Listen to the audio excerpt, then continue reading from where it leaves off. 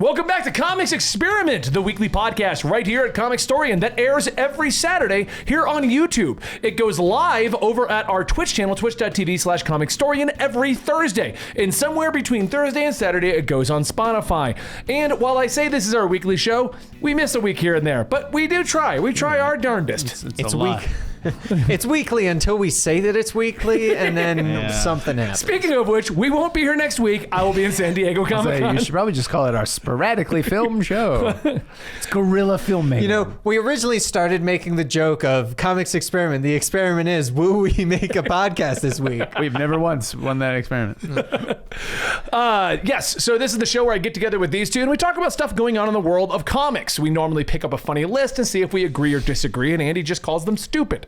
But today's episode is brought to you by a couple of sponsors. First up, we have G Fuel. I'm drinking it right now. I don't know what I put in here, but it tastes like oranges. Use the code. Is it orange? No, it wasn't orange, actually. So Doctor Strange, maybe? Is it Doctor Strange? Because that was the orange one, because we had the whole thing of whether or not tangerines were oranges. Yeah, I do remember We had that internal debate here in the office. We're serious here. But yes, it probably is Doctor Strange then. But G Fuel, use the code COMICS at checkout, get 30% off of your deal, and go ahead and get all the energy that I'm using right now to not stop talking. You can also, I'm filibustering. I'm doing that to them. Our next sponsor is... sound like we want to talk. I'll just get up and leave. You know what? I mean, I'm editing this. I'll just put it on his camera only, and we'll just go again.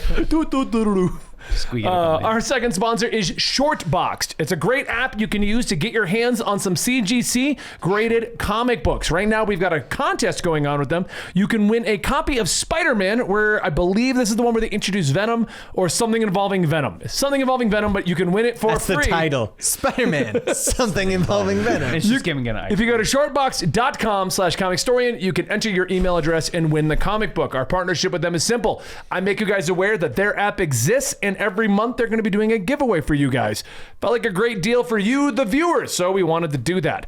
Our last sponsor is, of course, going to be ourselves. If you enjoy discussions and improv and stupidity, you can watch the three of us plus one more guy play Dungeons and Dragons with superheroes. Right now we have a Spider-Verse campaign going on, an 80s inspired D&D Jumanji kind of a thing, and we're just calling 80s thing the hardcore. I'm naked right now, running around.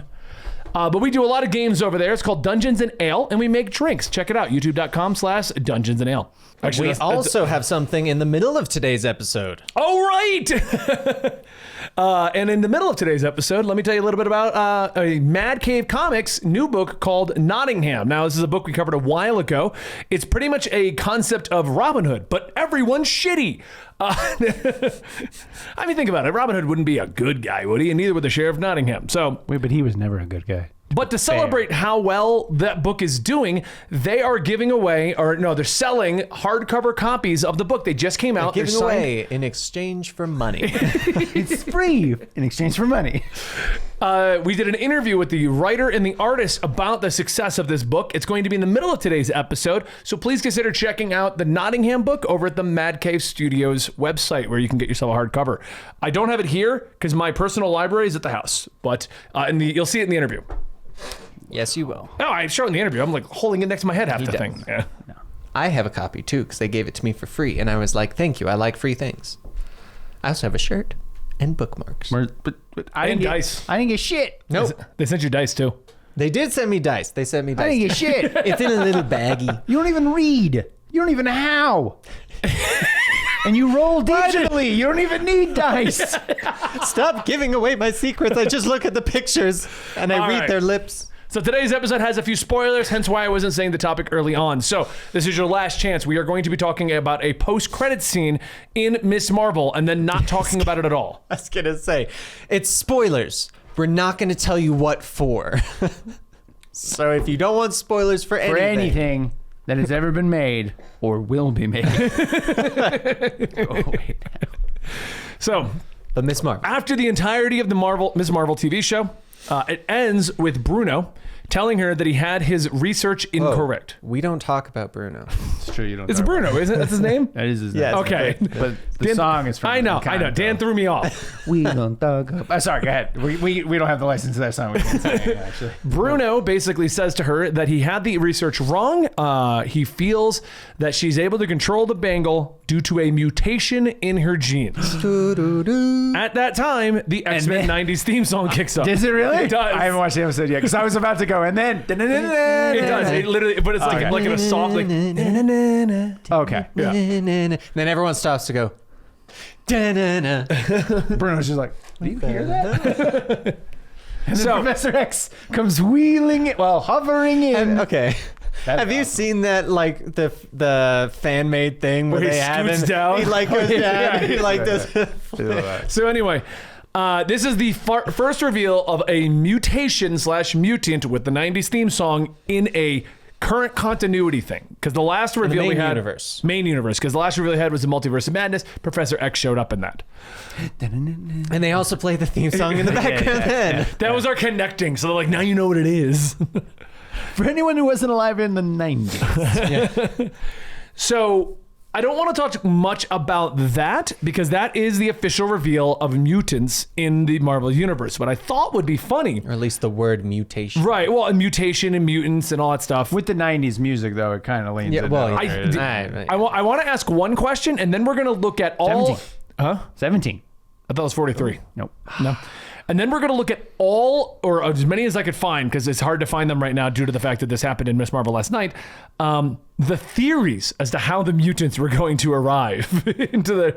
Are you going to use our video from about a year and a half ago? As Well, that one's easy, because my theory was a portal opens. I do remember that. It was a terrible theory. He had a lot of that stuff. So, question I have first, since we had the 90s theme, do you think Miss Marvel's going to be in the X-Men? She's the new Jubilee. No, what if she's in place of Armor? Because with the way that her powers kind of work, kinda, it's similar yeah, to... similar. I actually think it's more likely that she's going to play the role of Jubilee this time. Yeah, Yes. if I had to guess, that'd probably be, if they're going to move her down the route of we're going to add her into the X-Men, that would make the most sense. Yeah.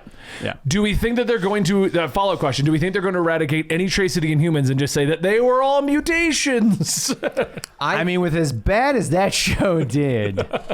And then they can just bring in Black Bolt and Medusa. Yeah, but I mean, they did the Inhumans on Agents of S.H.I.E.L.D., but then I think they said that was in an alternate reality. Yeah. Yep. Yeah. So, I mean, I guess they could just go, yeah, the humans aren't a thing anymore, guys. I think they'll make them it... all mutants. They'll make them like a subsection of mutants. Maybe something along those Like lines. someone would be like, oh my gosh, they're in... Or they'll make a joke. They'll be like, you're inhuman? No, I'm just a mutant. just a mutant. That's our word. I can 100% see that. Yeah, so those are the two major questions. How do you feel, before we go into these theories about how the mutants were going to show up, how do you feel about this is the reveal of the mutations being here? And like I said, with the 90s theme song, it's kind of, yes, this is the mutants. They just haven't officially said. Right, yeah. Well, I mean, if you're going... Because they already adjusted Miss Marvel's origin so that she wasn't inhuman. Mm-hmm. It does make the easiest leap is to make her a mutant. It was kind of weird when they were going to make her a Jinn. Yeah. Which is part of like episode 2, so Yeah. you might be but right I mean, about it. that is the easiest leap because Inhumans are just kind of mutants anyway. Yeah. They were basically the They same just concept. get cocoons instead of puberty. It's kind of what it boils down It's to. forced puberty. Yeah. That's what kinda, happens to yeah. Dan, actually. He gets a cocoon, not Gets a puberty. cocoon. I do. Oh, Dan, it's cocooning again. It's going through second puberty. So, okay. So the best part about this for me, though, okay. was all of us included, had crazy ideas how the mutants could be my introduced. idea wasn't that crazy. What was your idea? That they were just going to do it in the multiverse. Oh, no, what was it? It was Endgame. They would just bring them all back. And they'd be like, yeah, there's mutants. Yeah, yours would have worked. Yeah. What was your big idea, Dan? I don't know, but I feel like it... Like just magic. Multiverse of madness. Yeah. Because I know my Easy. big theory was that they would just open a portal and the mutants would arrive and they'd be like, and that timeline's still valid. Because you cut... I didn't get a chance to say it. I like that they made her a mutant without being like, oh my gosh, this is a new thing. They're just more like, no, I found a mutation. Yeah. Like it's making it very clear that maybe this is something that has been around. happening Yeah. and we just don't hear about it because it is superheroes where one group can be saving the world and then someone else will be like, man, I'm going to stay in my alleyway. Yeah. Why an alleyway? Because Hell's Kitchen is basically an Oh, alleyway. I see. Okay, I got you. Yeah, Luke Cage, just like I hang out here. This one block he's in in Queens. He's in Harlem. Harlem. yeah, Just one Terry block in Lemons. Harlem. Queens Yeah, is see, like a suburb. How they're is like he a- hanging out in a block in Queens? That's Spider-Man. Oh, right. Spider-Man's right. from Queens. Okay, so Let me explain Marvel Comics to So you I real got a fast. list from Screen Rant that came out. I don't know who wrote that list, but that person's an idiot. That came out October 21st, 2021. Okay. That's last year. 9 theories about how the mutants could be introduced, according to Reddit. Oh, that's gonna be great. A cesspool of the internet. So the first is one they have saying listed here is that they thought the mutants would be here all along. I think that this kind of lines up with what they're doing. They are here. We just didn't know. Sure. Yep, that's the way that this sounds and the way that I'm expecting them to actually do it. And it's not going to be still something big shows up that they'll be like, oh man, we should do something about that. Hell, they could even bring them in with Avengers versus X-Men and be like, oh, we only care because the Phoenix is coming. Let's just say here right now, they're just going to change it. All the heroes are actually mutants. Captain America was a mutant, and the serum unlocked his mutation. That would be terrible. Spider-Man's a mutant. Spider-Bite unlocked his mutation. Isn't that technically he's technically a Tony mutant, though. Stark No, is he's a a mutate. mutant. The shrapnel going to his heart unlocked his mutation. Thor, mutant god. Also viable because they're aliens in this universe. Yeah. That would be terrible if the MCU was like everyone's a mutant. Wanda, magical mutant. Jane Foster, the hammer made her a mutant. Or cancer. Cancer. Cancer made her a mutant. Cancer. All right. What else we got? Falcon the backpack? Maybe? Hulk. Hulk, when he gets angry, that unlocks his mutation Well, I for was a going to little say bit the of gamma time. radiation unlocked his mutation. I don't like Bucky, this it idea. was the R. Hawkeye, it was the bow. He picked it up and was like, I'm a mutant now. And Kate too. I have a And similar Kate. mutation. Very similar to the mutation. Falcon puts Their on next the wings. idea- That's what it said. The backpack does it. Yeah. Their next idea on Reddit was that Thanos, talking hard. It's like I do it for a job. Thanos' snap created the mutant. Well, that's what I said. That Yeah. was my theory Yeah. as well, yeah. Or like that when returning everybody from the snapped blip. back, some people would be mutated. I mean, and I still think that could be the excuse here. That could be. Wait, did we ever find out if Kamala was snapped out? They never actually said. They never said it. I don't remember We're hearing just it on the ignoring show. the snap now. They don't even mention it. All I know is that for something as horrific and traumatic as the snap, calling it the blip's very much of an understatement. Right? Also, I think the last time it got a real mention and discussion was Falcon and Winter Soldier, wasn't it? They mentioned Spider-Man. Do they? Yeah, they mentioned Spider-Man. Okay. Not the newest one. Yeah, the just newest one. Yeah, Did they? yeah. They talk about it at the beginning, like the high school like news show. It's like that blonde girl and I thought that was the last movie. no, Far they From do Home. it. They do it again. Oh, okay. Okay. So that's the last mention we've had of it. Yeah. But it's been getting less and less. And yeah, like you said, no one seems to care. Like, I mean, think about a lot of tragedies in the past. Oh, Other no. than like a day to mark them, you don't really talk about them on a regular Yeah. basis. It was in Doctor Strange as well. Because it literally starts off, they're Oh, sitting yeah, they're there and talking he's about like, him I lost and my his brother dog and stuff. Yeah, yeah. and my entire family. yeah, It's like, that's right. Yeah, yeah. And then the guy. the theory asks would if he had allow- to do it that way. Yeah. the theory would allow for older mutants like Magneto and Professor X to already exist and then gain their powers at that point. So that they could be older. I don't see that seems weird to me because it's like Magneto was at that point it was just like he's just a Holocaust survivor and he's like, oh wait, now metal. Also, mutants are the superior species. Like, wait a minute, that doesn't make any That's a sense. leap. That's a leap. He's just sitting there like playing chess. You know what we should do? Mutant fascism. With Professor Xavier. I'm gonna go get No, an island, I- possibly an asteroid. What? And Professor X is across from him. Yeah. Are you okay? I don't think that's a good idea. Is it Eric? Eric. I don't think it's a good idea, Eric. And then is they it become Eric best, or Magnus? They become best frenemies. So yeah, I don't think that would work. It would allow for it, though. They I could mean, just- yeah, but it'd be kind of weird. Yeah. The other theory floating around was that the Eternals were going to How would Wolverine work at that point then? I'm just now. He's actually, this entire time, they've still been infusing the adamantium. It's just taken It's a just not really working. long It's just time. not working, and then the blip comes. Oh, and it worked. Oh, look, I can get up now. Sweet. This is really heavy. The Eternals made the mutants. I don't think that would work based on the Eternals movie. No, this came out, I think, before the Eternals. Well, if you go that would have come out before that. If you go with the mutants are taking over for what the Inhumans would have been, you could do like the Kree experimented on ancient ancient humans. Yeah, and thus made the mutants. Or because of the way that the comics are doing the whole Avengers versus X-Men versus Eternals, they could lean into the whole, like in that event, they're trying to explain that mutants are an excess deviation. True. And we did get the deviation, so maybe they'll do, there were subtle ones and they were able to adapt to our society. Oh no, our deviants are banging the humans. Quick, send the Eternals. Send the Eternals down there. They didn't do it too much, did they? Now we start to get a little out of the box. What if the MCU movies with the mutants are set in the future, 20 years in the future? So you can just say that they were all awoken, did their own thing. If they do that, then they definitely can't have Magneto. Did they do the Holocaust again? There's an awkward movie. Yeah. Second Holocaust. 2025. Oh my God, and Disney's backing it. Yeah, it's like, I don't know, guys, this took a turn. What happened to the MCU? I could see Fox doing that. Yes. I could not see Disney doing it. We got to recreate Magneto. We don't want to alter his origins. Yeah, we don't want to make it awkward, so let's just do a second Holocaust.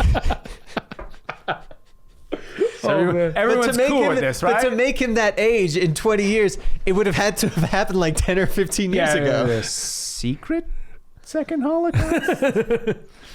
It happened in Markovia? Sure, why not? That's DC. Sokovia? Sokovia. Wait, did they really have a Markovia and a Sokovia? Yeah.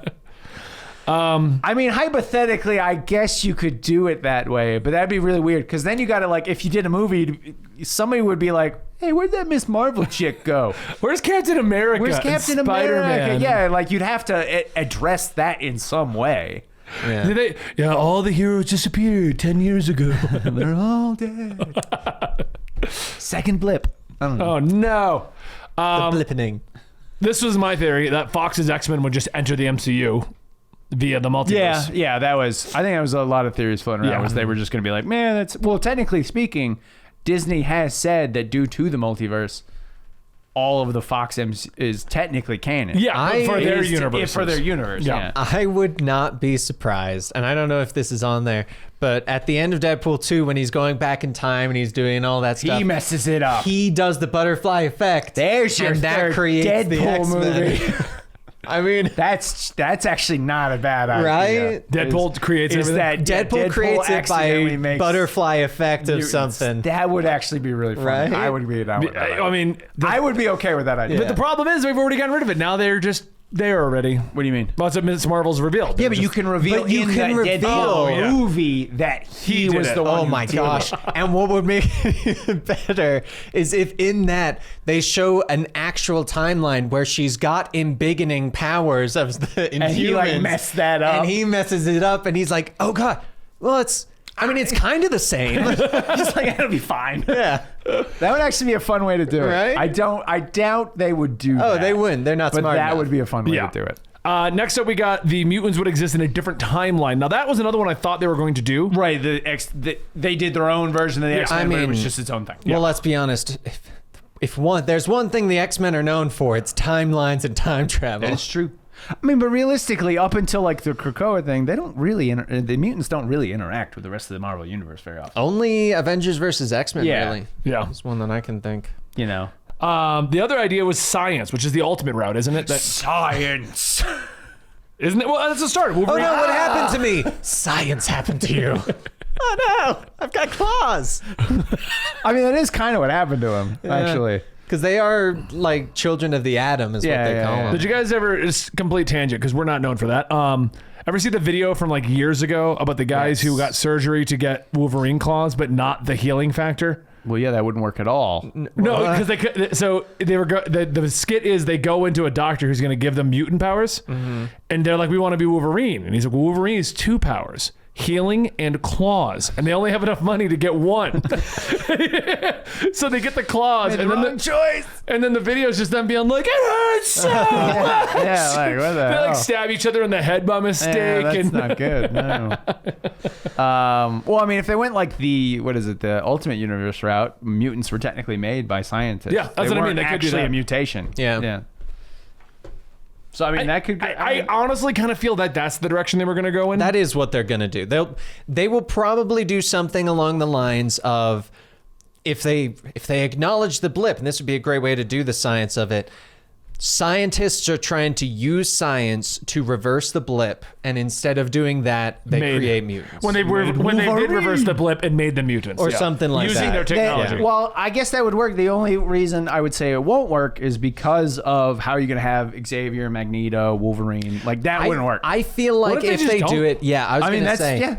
What if we just don't have the go, traditional X-Men at this point? Yeah. And they just, because everyone's like, I want Professor X, I want Magneto. Right. But based upon what's happening with the end of Kamala, with Miss Marvel, they're either going to have to say that they are in hiding. Right. Like Magneto and Professor X and the X-Men already exist and they're over here. Or they're just going to have to not do the older X-Men. You could say you could have like, there's Magneto and Professor X. There are some out there, right? Wolverine is out there, but they are technically in hiding. Oh, we can't show ourselves, blah, blah, blah, blah, blah.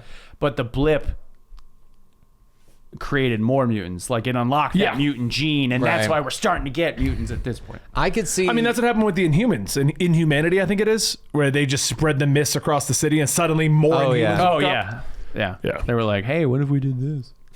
Guys out there were like hoses. Just spray people with the mutant gene. Oh my god! I wouldn't be surprised though if they just come out and they're like, "Hey, Xavier, Magneto, they all died. We are the second generation of the mutants." Yeah. They use some of the lesser known mutants in the comics right now. Right. Because, I mean, in the comics, they are focusing very heavily on a lot of this new generation, the younger ones. Yeah. They're moving the main mutants off the scene. So I wonder if that's potentially one of those things that they're going to do. Could be. Cool. I mean, I'm actually shocked that the Miss Marvel comic book has not reflected her new power set and everything yet. I'm wondering if they will. I mean, they tend to do that with they kind of try to let. They do. Well, they do MCU. Sometimes, but not hers always. is such a drastic change. That's though. exactly what I'm thinking. Because it's in the comics, they're not going to get rid of the Inhumans. Like that's the thing is in the comics, they're not going to just go, hey, we've got. Right out. There's too much related to Inhumans and politics around. Well, the they don't need to get Inhumans rid of them in and the comics. X-Men. Yeah. Well, no, they did kill them all. You know that. Remember Death of Inhumans? And now they're not here anymore. They didn't kill all of them though. No, I thought they did. I'm pretty sure only Black Bolt remains. I don't remember because like after whistling at people to make them blow up. I haven't seen the Inhumans pop up anywhere since the death of Inhumans. And I feel like I saw. I don't know. But The Marvel Universe was like, oh, that show tanked. oh no! Kill them. They showed up in the Hellfire Gala last year because Medusa shows up and her dress is her hair. Hot. So it's Bayonetta? Yes, exactly. Another tangent, they announced in Bayonetta 3 that there is a sit-in-your-couch mode called Naive Angel, where she will not remove her clothing during the Ultimates. Didn't the point of that So game. you can play it with your parents nearby. Oh, mom and dad are home. Turn that on. It's got 3 settings: fully clothed, half clothed, fully nude. So I think what it is the Inhumans Royals are still around, but I think they killed everyone else. Okay, that could be it. Yeah. I mean, you never know. You never know. But you know what I do know? Check out our Nottingham interview. Nice. So everybody who's watching this, I know I moved us over from the podcast and I already told you what to expect here, but I'm sitting with the artist and the writer of one of my favorite independent books, Nottingham, which, as everyone who's been asking me, and I've been giving a quick elevator pitch of what is this, I say, imagine Robin Hood, but Robin Hood and the sheriff are both just evil. And how does that pan out? That's how I pitch it to people. Everybody's evil, actually. I was going with like Lady Maid Marian, and maybe she's not evil yet, but When you get to the maybe next evil's not arc, the right word. Maybe just everybody is a terrible person. And what I love about that is that's kind of how I pictured. Like I love Robin Hood concepts. You know, the original ones. What's that one called with guy from Waterworld? I can't even think of his name. Oh, now. that Kevin Costner. Kevin Costner one's a classic. I loved it as a kid, Yeah. but I also loved Men in Tights. You know, Men in Tights is great as well. I love that. I love it.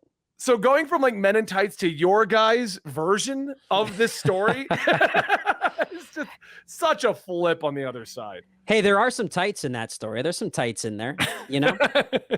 So let's start with that then. How did it feel to get to design the characters for this version? Like, did you, because every character is so distinct and you can see them on the page and you can kind of see this one's evil and this one's dark and this one's gritty and that's kind of all of them. But you know what I mean? How did it feel to get to create these designs? Well, you know what? It was cool because we did it all together. Like it's David's pitch, it's his story. And then he gave me kind of ideas for what a lot of the characters would be. And then he's like, but take this and run. And we're both history buffs. So like, I tried to root it in some real history with costumes and that, but I also I really wanted to make their like a physical appearance mimic what's going on inside. Like the sheriff's dark. He's got a dark past. The Robin Hood's not good. Like I try to give him a lot of like, I told David, I was like, there'll be no good looking people in this story. And I was like, great. But as I was going to say, how did you feel about this? Because this cover, I had my assistant come in yesterday and he looks at this cover and he goes, what is that? It's terrifying. That is the Mask of the Merry Men. And we bandied about a few ideas. You landed on that, Shane. It was pretty much the first drawing of it that you did. I wanted the Merry Men to have this sort of iconic visual marker that also served a purpose in disguising their identities because essentially in our story they're basically a group of terrorists, and I wanted it to be evocative of the Merry Men, but I like as creepy as possible. And then you must have loved my sister's reaction because that is terrifying. What is that? And then I said, okay, well, we could do that. The cover should just be the mask, but what if there's like blood coming from the eyes and everywhere else? You know, like that should let you know that it's not your average Robin Hood story. You know, I think it does a great job of that because if I just saw the mask, I would probably be like, well, it's kind of a goofy story probably because that grin can make it come across as like, but seeing the blood is like, no, I think this is going to be more visceral. I think there's a little bit more going on than just Merry Men. It's a little bit more visceral, only it's that. Yeah. So I've already kind of described what it is to an extent, just everyone's evil in the story of Robin Hood, but what inspires you to actually come up with this, David? My own cynicism, really. No, like I was looking back at the fairy tale. It was sort of some snowballing of ideas that landed me there. And looking at the fairy tale, it's like, well, if you were, living in 1192, none of these characters would really care about the common people. And it almost really reflected, I guess, the current political situation where it's all about, rhetoric and it's all about messaging. And I just thought, well, what if the idea of the Merry Men was, a front for something much deeper and much darker. And then the book was born from that idea, really. And so the book came out originally last March. That's when I originally started getting hooked into it and started reading through it.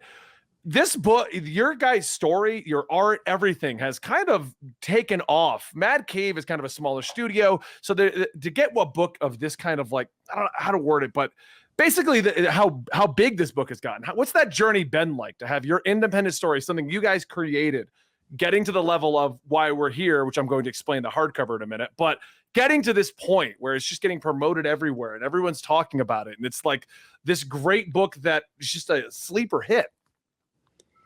It's it's a little surreal because honestly, like we both won the Mad Cave contest, like the in 2019. So we got put together randomly on this thing. Like all Mad Cave said to me was, "Do you want to draw a noir?" I said, "I just want to draw comic books. I'll draw whatever you want. Like, give it to me." And so it's really it's cool, man. I mean, it's kind of like one of these things. How do you describe it? Like your first time out, I was just like holding on for dear life as a new comic artist, trying to be like, do not completely destroy this and make it terrible. I was just trying to do my best. And so you're not really thinking of any of that as you're drawing it, or I'm sure as David's writing it, right? You're just trying to do your best, hoping that people are going to like it enough that you have a career going forward. So to have it like really blow up was, it's just super unexpected. Yeah. And part of that also is like the pandemic and being sort of a bit isolated. We were just in an echo chamber of me, Shane, and our editor, really. We had, so you weren't even really aware of what was going on. You're just like, oh, some people like it. That's cool. Yeah, it's going well. Get back to the work. And I think there's no, just to finish that, man, like there's no way to quantify. Like you're not really set up for it to do extremely well. You just want it to be good, right? So it's like, it feels amazing. It's great. It's awesome.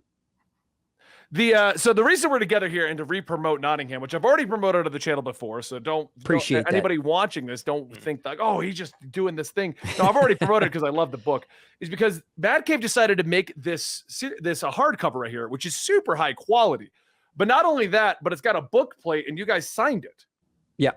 So what was it like to sign 500 copies of these things? I'm assuming it had to go from like one of you to the other and then shipped out.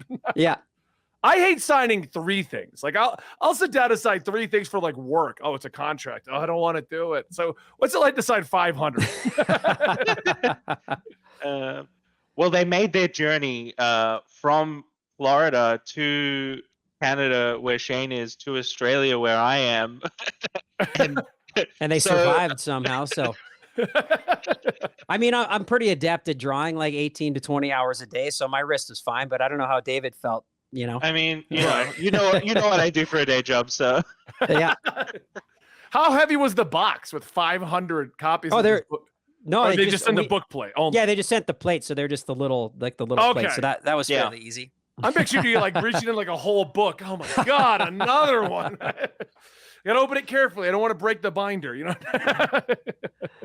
No, and it's cool. It's a cool touch. I mean, it took a while, but I mean, there's such like intense fans of the series that want stuff like this, and that's super cool. So I think I know I saw it, and David and I have talked about this. It's like something you could do for the fans too, right? To have a personal, absolutely, a personal piece, on that book. So it was super cool.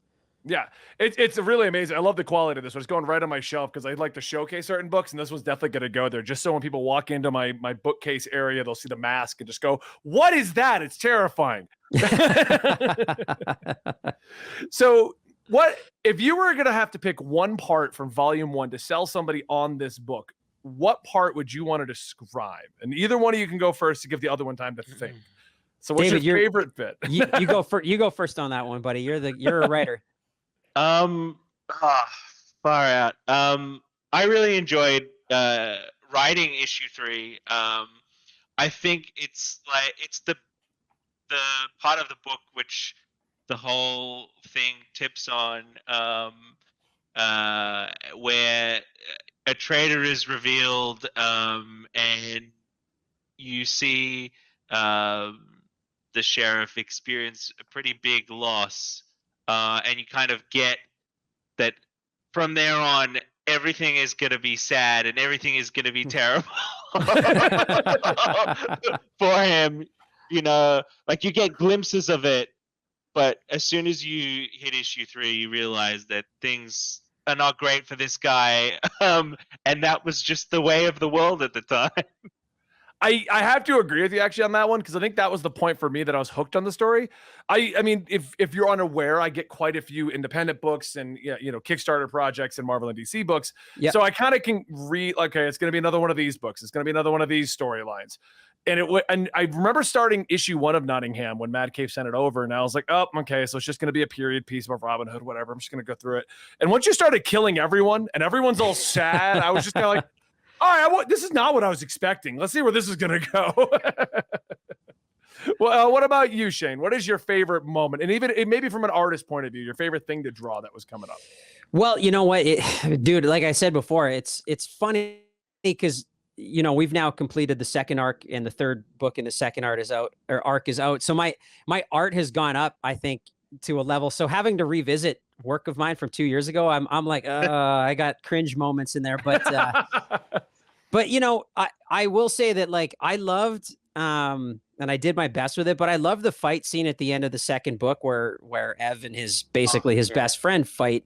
And it's just like, I grew up loving superheroes and stuff, but I loved getting to draw a fight that was like very realistic. And spoiler alert, the sheriff doesn't win that fight, which I also love too. Like, he's, you know, he's an anti-hero in a way, but he also, like, he doesn't always win. Like, he's not winning a lot. Like, he's doing his best and just trying to keep his head above water. He's losing all over the place. Like, it just goes bad for him all the time. And it's like, I love that. I thought that was a cool turn, because you think it's like his hero moment, but even that doesn't go well. And it was sweet. It was actually also the first fight scene I drew. So once again, my art progress in that book is like a lot of like, here is a man just holding on for dear life while he tries to draw horses, castles, fight scenes. That's my favorite fight in the first volume too. And I mean, like, we did a three-way sword duel where, like, not a duel obviously, where, you know, everybody was out for themselves, but like that fight specifically where they're not using their weapons and they're just punching each other because they don't want to kill each other. Well, I think, you know, and I mean, I won't harp on it, but like, I do love about a story like this, and I think you can do it with more of like an independent book or something that's not superhero centric, is a lot of those fights are because you want to watch Superman, you know, kick the hell out of somebody. Like, there's not, the personal level of that is cool. Like, you're invested more in just like kind of cool stuff. And I think, I mean, I love, you know, the Marvel movies and all that, but sometimes the action is just for action's sake. Whereas a fight like this, like, there's stakes to it, right? You're like, it's a personal fight. It's two best friends just, you know, kicking the shit out of each other. And you're like, that just feels unsuperhero like, you know what I mean? Yeah. Oh, I agree with you 100%. I mean, a lot of times people talk about like Batman versus Superman. Like, look, we all know if this was actually a fight, Superman would just throw him in the sun. It's over. Like, they're fighting for the sake of a fight. You know how this is going to go if they really fought. Yeah. And I mean, and, you know, and if you, like, not to totally derail this, but if you go back to like, you know, Dark Knight Returns, there's stakes in that fight too. It's an ideological fight. There's more to it than just like, oh, it'd be cool if these guys duke it out. Cause you're right. It's like, well, I mean, you know how that fight would go. Like, it's a no-brainer. Yeah. There's nothing on to my it. rewatch. I saw Batman versus Superman, and Superman lands and just like pushes Batman. Like, we all joke about that, but yeah, Superman's just throwing him around like a rag doll. That's how it would go. That the like, it's the perfect comparison, because the pathos of that fight is really the fact that, you know, these two people, Superman and Batman, have like worked together for years, and they even, you know, whether or not they're friends is a matter for discussion, but the reality is that they have a mutual respect for each other, even though they do things differently. And it's that ideological difference that kind of, and their mutual history that kind of sells the fight, rather than just mashing two action figures together. Right. Well, I do want to remind everyone, where can they get these? Because I know they're going to have them at San Diego Comic-Con, and they're going to be doing a giveaway there. But is there any way for someone to get their hands on this? Or if they miss out because they weren't following this amazing book and need to go read it so they can see what you guys are going to do next with Volume 2? Because I know none of these notes state that anyone can even get this. Yeah, you know what? I'm actually not sure. Yeah, I'm not sure where you get the hardcover. So, David, you get them on Mad Cave's website. Okay. That's what I was like. I'm not sure. MadCaveStudios.com. All the notes that I was sent by Mad Cave to make sure we hit the right bullet points, and not one of them says where you could acquire this book.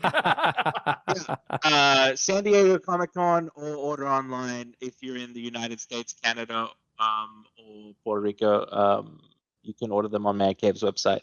Okay, yeah, oh yeah, it's the last little like PS note over here. Oh, here's the website. So yes, go to the website, order the book yourself, or you could check out getting the soft versions of it. There is a softback, paperback. That's the word. Softback sounds. Yeah, and they're available globally too. And the book's incredible. I am a huge fan of it. That's why we covered it. For anybody who's been on the channel for a little while, we just started doing independent books again. This book was the test because I loved it that much to see if you guys would actually watch random not superhero stuff. So I really appreciate that. Yeah, really appreciate that, man. Yeah. Oh absolutely. no, it's not. When you make a product this great, I have no problems doing it. This was great just to read. So don't worry about everything I've done to cover this. But definitely check out the book yourself, and we'll cut back to the podcast right about now. I hope you guys enjoyed the discussion. Let's keep going through this list here. Evolutionary timer that they were just going to start waking up. So that's another one of those. They're already there kind of. Instead of Y2K, it's just 1 year. Y2M. Wait a second. I'm a mutant. Wait a second. I have wings. I have wings and claws. This isn't right. And I-beams. Ah! And I can read minds and fireworks. This one's kind of useless. I can read fireworks. Send help. Why do they all say send help? This is weird. That one says send nudes. And then the last theory here on the Reddit was the easy way. They just show up and no one explains anything. That's what I said this morning. Yeah. I was like, it'd be hilarious if they were just like there and nobody talks about it. They just start showing up. They just start showing up and nobody. You know what would really piss off the Redditors and the MCU superfans? What's that? You have something simple like Wolverine shows up. He goes over to someone like Ant-Man or Captain America Falcon version or Winter Soldier, somebody who's been there a while. And they're just like, hey, what's going on, Ant-Man? And Ant-Man's like, oh, Wolverine, where you been? We missed you at Endgame. You do that with Bucky. Be like, James, man, I haven't seen you since the war. You look great. New arm? You haven't aged today. Yeah, that's weird. Well, and I never mentioned I'm a mutant. Yeah, there are tons of us. And it's just the crowd behind him. You know, even better would be Bucky knows. How's the claws? Could have used you against Thanos. Yeah, man, what the hell? You didn't show up with your team. They've been there. And everyone knows but us. And Wolverine, who's in my mind played by Vin Diesel, is like, let's go to family. Snick.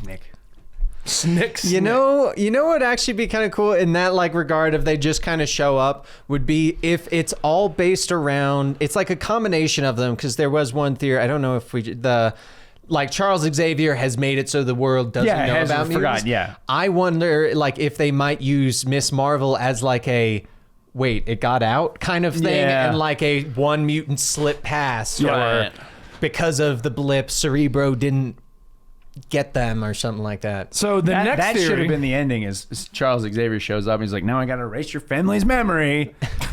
And so you got to come with me.